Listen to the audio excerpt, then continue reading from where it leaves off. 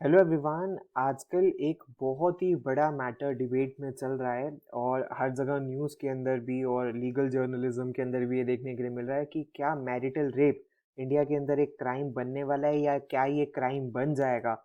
आज की वीडियो के अंदर हम कंप्लीट डिस्कशन करने वाले हैं क्या है हिस्ट्रीज की, क्या अभी प्रोसीडिंग्स चल रही हैं, इन फ्यूचर क्या हो सकता है, ये क्राइम बनेगा या नहीं बनेगा, बनेगा तो क्या हो जाएगा। इन सब चीज़ों के बारे में एक हॉलिस्टिक डिस्कशन करने वाले हैं, तो वीडियो को एंड तक ज़रूर देखना। So my name is Anubhav Gupta. Let's start.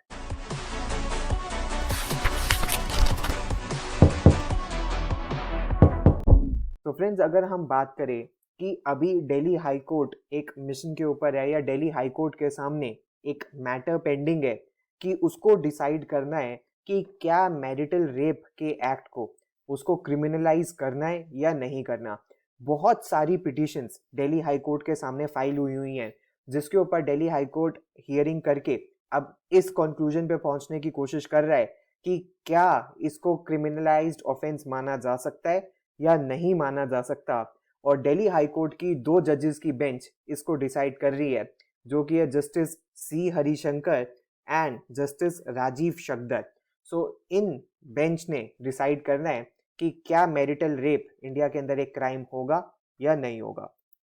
तो फ्रेंड्स, अगर हम बात करें बैकग्राउंड ऑफ द इशू की कि ये मैरिटल रेप टर्म आती कहाँ से है और क्यों इसके रिलेटेड अभी एक बहुत बड़ी डिबेट अगर चल रही है, तो अगर मैं इंडियन पीनल कोड के बारे में बात करूं तो इंडियन पीनल कोड का सेक्शन 375 रेप को डिफाइन करता है और बहुत सारे तरीके की ये बताता है कि किस किस एक्ट को रेप माना जाएगा। इसमें ABCD करके 4 आपको ऐसे सब क्लॉजेस बताए हुए हैं जिन एक्ट्स को रेप माना जाएगा। उसके बाद कंसेंट की बात ये करता है, फर्स्टली, सेकेंडली, थर्डली, फोर्थली, अलग अलग तरीके से कि कब कंसेंट माना जाएगा, कब कंसेंट नहीं माना जाएगा। एंड इसी सेक्शन के अंदर 2 एक्सेप्शंस दी हुई हैं और ये 2 एक्सेप्शंस क्या हैं कि कौन कौन सी एक्ट को रेप नहीं माना जाएगा। जिसमें सबसे पहली है एक्सेप्शन 1। एक्सेप्शन 1 कहती है कि किसी भी तरीके का अगर कोई मेडिकल प्रोसीजर हो रहा है, चाहे वो मेल डॉक्टर कर रहा है या फीमेल डॉक्टर कर रही है, उसको रेप नहीं माना जाएगा। ठीक है। और दूसरा एक्सेप्शन 2 ये कहता है कि सेक्सुअल इंटरकोर्स और sexual act by a man with his own wife and the wife not being under 15 years of age is not rape। यानी कि कोई भी सेक्सुअल एक्ट अगर हस्बैंड अपनी वाइफ के साथ करता है, चाहे वो कंसेंट के साथ है चाहे वो कंसेंट के बिना है, प्रोवाइडेड वाइफ की एज 15 ईयर से कम है, तब प्रोवाइडेड वाइफ की एज 15 ईयर से कम नहीं है तो उसको रेप नहीं माना जाएगा। तो यानी कि ये एक तरीके की इम्यूनिटी देता है हस्बैंड्स को कि हस्बैंड्स को वाइफ उनके ऊपर रेप केस नहीं फाइल कर सकती किसी भी तरीके की सेक्सुअल एक्ट के लिए। लेकिन इसको रिलेटेड एक मेजर डिसीजन सुप्रीम कोर्ट का 2017 में आया था, जिसमें सुप्रीम कोर्ट ने ये जो एक्सेप्शन 2 के अंदर 15 इयर्स ऑफ एज थी, इसको स्ट्राइक डाउन कर दिया था और ये बोला था कि ये जो एज है वो 18 इयर्स मानी जाएगी। यानी कि पहले जो लॉ कह रहा था कि वाइफ की एज अगर 15 ईयर से कम है तो रेप माना जाएगा, लेकिन सुप्रीम कोर्ट ने इसको चेंज करते हुए ये बोला कि अगर वाइफ की एज 18 ईयर से भी कम है तो भी उसको रेप माना जाएगा। यानी कि सिंपली अगर वाइफ की एज 18 ईयर से ज्यादा है और हस्बैंड उसके साथ सेक्सुअल एक्ट्स में इन्वॉल्व होता है तो उसको रेप नहीं माना जाएगा, और अगर 18 ईयर्स से कम है तो उसको रेप माना जाएगा। और इसी जजमेंट के बाद बहुत सारी पिटिशंस 2015 के अंदर दिल्ली हाई कोर्ट के अंदर फाइल हुई, जिसमें यह बोला गया कि ये जो एक्सेप्शन 2 है इसको ही डिलीट कर देना चाहिए। यानी कि अगर ये एक्सेप्शन 2 अनकॉन्स्टिट्यूशनल डिक्लेयर हो जाती है तो मैरिटल रेप एक क्राइम बन जाएगा, जिसके बाद कोई भी जो वाइफ है वो अपने हस्बैंड के अगेंस्ट सेक्सुअल एक्ट्स के लिए जो कि फोर्सफुल हो और विदाउट कंसेंट हो, उसके लिए उनके ऊपर उसको पिनलाइज कर सकती है, उसके ऊपर FIR करवा सकती है और उसको जेल भिजवा सकती है। अब इसके लिए जब मैटर ये गया है कोर्ट के अंदर, तो जेन्युइनली कोर्ट ऐसे तो डिसीजन लेता नहीं है, वो सेंट्रल गवर्नमेंट से पूछ रहा है कि भाई आप बताओ आपका क्या कहना है।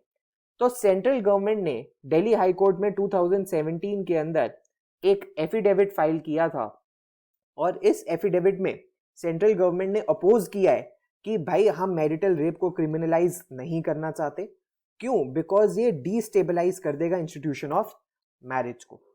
उसके बाद गवर्नमेंट का पक्ष रखने के लिए, गवर्नमेंट की साइड रखने के लिए solicitor general Tushar Mehta Delhi high court में अपीयर हुए थे और उन्होंने कोर्ट को यह बोला कि भाई इसके लिए हॉलिस्टिक अप्रोच होनी जरूरी है। क्यों? बिकॉज हम विमेन को वर्शिप करते हैं और हमें ब्लाइंडली वेस्ट को फॉलो नहीं करना चाहिए। बहुत सारी वेस्टर्न कंट्रीज के अंदर मैरिटल रेप एक क्रिमिनल ऑफेंस है, लेकिन हमें ब्लाइंडली इसको फॉलो नहीं करना चाहिए।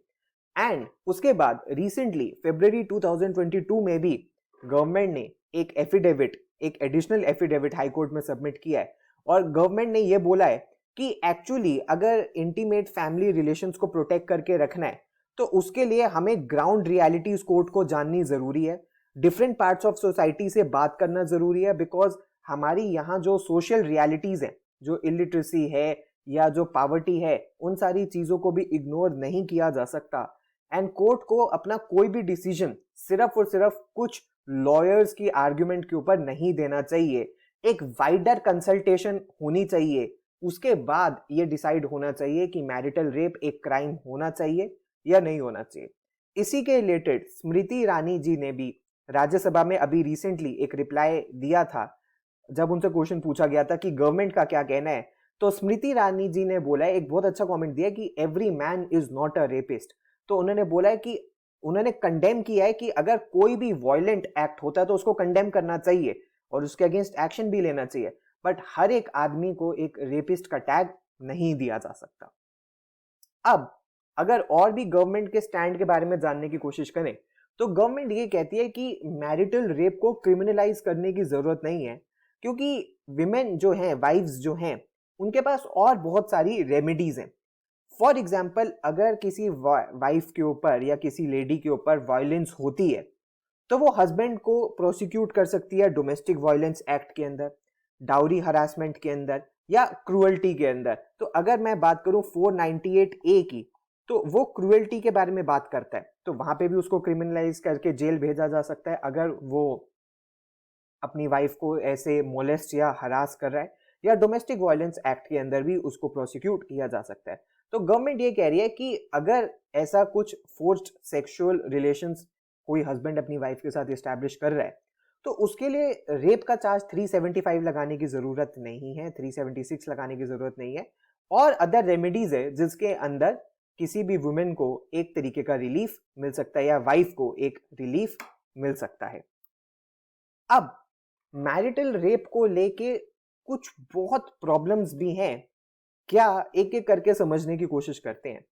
एक बहुत ही अच्छी लाइन है, एक बहुत ही अच्छा कोट है कि किसी भी तरीके के एक्यूजेशन को अलेज करना बहुत इजी है, डिफेंड करना हार्ड है और सबसे ज्यादा डिफिकल्ट है उसे प्रूव करना। तो अब कुछ चीजें जो पॉइंट में आ रही हैं कि क्या अगर कोई मैरिज हो रही है तो उसके अंदर विमेन का सेक्सुअल रिलेशंस के लिए जो कंसेंट है वो इम्प्लाइड है। अगर कंसेंट इम्प्लाइड है तो मैरिटल रेप एक क्राइम नहीं हो सकता। दूसरी बात कि ये जो एक्ट है मैरिटल रेप का, इसका कोई विटनेस नहीं होता, ये एक चार दीवारी के अंदर होता हुआ एक क्राइम है। अगर क्राइम है, ये एक्ट है जो, तो इस एक्ट का अगर कोई विटनेस नहीं है तो कैसे इसको प्रूव किया जाएगा। तो अगर कोई विटनेस ही नहीं है तो एलिगेशंस को कोर्ट में आप प्रूव कैसे करोगे। एंड अगर क्या मैरिटल रेप एक क्राइम बन जाता है तो क्या attempt to rape under section 511 जो है आईपीसी का, वो भी एक ऑफेंस बन जाएगा। तो अगर अटेम्प्ट टू रेप भी एक फॉर अ हस्बैंड अगर ये एक क्रिमिनल ऑफेंस बन जाता है तो इसको भी कैसे कोर्ट में प्रूव किया जाएगा कि हाँ एक हस्बैंड ने ट्राई किया था, अटेम्प्ट किया था रेप करने का अपनी वाइफ को और वो अनसक्सेसफुल रहा। तो ये सारी चीजें प्रूव करनी बहुत मुश्किल है। उसके बाद अगर मैरिटल रेप एक क्राइम बन जाता है तो इसकी और सीरियस रिपरकशंस क्या हो सकती हैं कि इस लॉ का बहुत ज्यादा मिसयूज हो सकता है जो अभी 498A and domestic violence act का हो रहा है। एक रिसेंटली सर्वे हुआ था जिसमें यह पाया गया था कि a large number of fake and frivolous cases 498A और डोमेस्टिक वायलेंस एक्ट के अंदर होते हैं। तो अगर मैरिटल रेप को एक क्राइम बना दिया जाता है तो ये एक टूल हो सकता है मिसयूज का, हरासमेंट का। उसके बाद बर्डन ऑफ प्रूफ किसके ऊपर लाए करेगा? क्या वाइफ के ऊपर करेगा? तो अगर वाइफ के ऊपर लाए करेगा तो वाइफ की तो टेस्टिमनी को ही सिर्फ अगर प्रूफ मान लिया जाता है तो हस्बैंड की कन्विक्शन हो सकती है। और अगर हस्बैंड के ऊपर लाए करेगा तो हस्बैंड प्रूफ कैसे करेगा कि मैंने रेप नहीं किया? और मैरिज एज एन इंस्टीट्यूशन को एक सीरियस थ्रेट हो सकता है। ऐसा नहीं कह रहे कि हर आदमी रेपिस्ट है या हर एक्ट एक रेप है, बट यस, बहुत सारी सोसाइटी के अंदर मिसचीफ एलिमेंट्स भी होते हैं जो इसका मिसयूज करके सामने वाली पार्टी को हरास कर सकते हैं। उसके बाद एक बहुत ही इंपॉर्टेंट चीज निकल के जो आती है कि क्या कोर्ट कोई ऑफेंस क्रिएट कर सकता है, क्योंकि मैरिटल रेप अभी कोई ऑफेंस नहीं है। तो अगर कोर्ट बोल देता है कि मैरिटल रेप एक ऑफेंस है, तो क्या कोर्ट के पास पावर है कि मैरिटल रेप को ऑफेंस क्रिएट करा जा सकता है? तो फ्रेंड्स, मैं आपको एक चीज बताऊं, पास्ट में ऐसे तो बहुत सारे प्रेसिडेंट्स हैं कि किसी क्रिमिनल एक्ट को कोर्ट ने बोल दिया कि वो क्रिमिनल नहीं है, ठीक है। फॉर एग्जाम्पल जैसे सेक्शन 377 जो है, ठीक है। सो कोर्ट आर्टिकल 14 को लेके, आर्टिकल 19 को लेके एंड आर्टिकल 21 को लेके बहुत बार ऐसे इंसिडेंट्स हुए हैं कि किसी ऑफेंस को बोल दिया गया कि ये ऑफेंस नहीं है, लेकिन ऐसा अभी तक कोई प्रेसिडेंट नहीं हुआ है कि ऐसा बोला हो कि ये ऑफेंस नहीं था और अब हम इसको ऑफेंस बना रहे हैं। क्यों? बिकॉज हमारे कॉन्स्टिट्यूशन के अंदर सेपरेशन ऑफ पावर को एक डॉक्ट्रिन माना गया, यानी कि गवर्नमेंट के जो 3 ब्रांचेस हैं उनका काम डिवाइडेड है। फॉर एग्जाम्पल, कानून बनाने का काम लेजिस्लेचर का है, कानून इंप्लीमेंट करने का काम एग्जीक्यूटिव का है, और उसको लेके कोई भी डिस्प्यूट होता है तो उसका काम जुडिशरी का है। तो अगर हम बात करें आर्टिकल 245 की, तो पार्लियामेंट के पास पावर है, parliament can make the law, लेकिन जुडिशरी के पास ऐसी कोई पावर नहीं है कि वो लॉ बना सके। जुडिशरी के पास पावर है कि वो डिक्लेयर कर सकती है कि ये लॉ सही है या ये लॉ गलत है, लेकिन जुडिशरी लेजिस्लेचर के डोमेन में जाके कोई नया लॉ नहीं बना सकती, बिकॉज ये सिर्फ और सिर्फ पार्लियामेंट या स्टेट लेजिस्लेचर्स ही कर सकते हैं। तो इस बात में तो बिल्कुल क्लैरिटी है कि किसी भी हाई कोर्ट या सुप्रीम कोर्ट के पास पावर नहीं है कि वो लॉ को बना सके या किसी ऑफेंस को वो डिफाइन कर सके। वो काम सिर्फ और सिर्फ लेजिस्लेचर ही कर सकता है।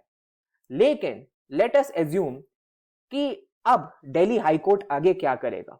जब तक मैं ये वीडियो बना रहा हूं, दिल्ली हाई कोर्ट ने सेंट्रल गवर्नमेंट को 2 वीक्स का टाइम दिया, बोला है कि अपना एफिडेविट लेके आओ और अपना स्टैंड क्लियर करो कि आप चाहते हो कि ये क्राइम बने या ना बने, या आपका क्या कहना है, अपनी बात क्लियर करो।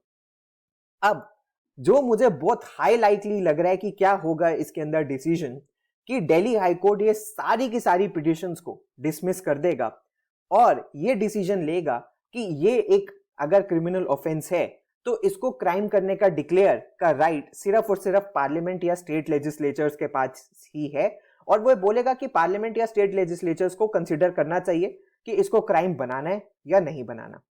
दूसरा केस जो बहुत अनलाइकली है, कि जो दिल्ली हाई कोर्ट, मुझे ऐसा लग रहा है कि बहुत कम चांसेस है कि ऐसा करेगा, कि दिल्ली हाई कोर्ट आगे बढ़ेगा और इस एक्सेप्शन को, जो कि 375 की मैरिटल रेप की एक्सेप्शन है, इसको अनकॉन्स्टिट्यूशनल डिक्लेयर कर देगा। अगर ये अनकॉन्स्टिट्यूशनल डिक्लेयर कर देता है तो यानी कि मैरिटल रेप एक क्राइम बन जाएगा।